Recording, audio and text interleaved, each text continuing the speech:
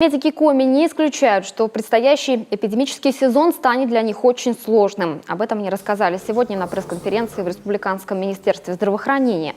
Подъем заболеваемости предположительно начнется после зимних каникул. Наиболее опасным врачи называют новый для нашего региона штамм вируса H1N1, известный как Мичиган.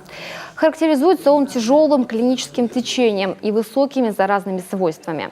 В Инте этот вирус уже зафиксирован. Миграционной волной его может принести и в другие районы республики. Врачи призывают не упускать шанс защитить себя и своих близких и пройти вакцинацию. Учитывая то, что вакцина уже поступила, что уже на сегодня город Сыктывкар уже полностью обеспечен вакциной, ближайшие районы тоже. У нас уже вакцина уходит в северные регионы, в Ухту и далее. Поэтому рекомендуем настоятельно не ждать, когда придут в ваши учреждения с предложениями «давайте вакцинироваться», пока люди отдыхают в отпуске, пока есть много свободного времени. Предлагаю просто обратиться в поликлиники и вакцинироваться, пока еще у нас спокойная ситуация по ОРВИ.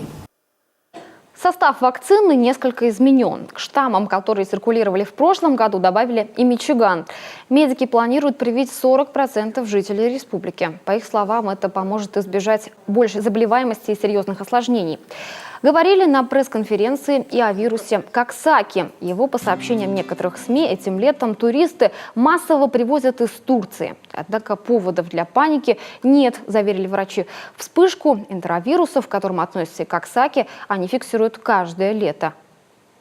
Энтеровирусы, они такие разнообразные, и никогда не разберешь по клинике какой-то Коксаки, не Коксаки.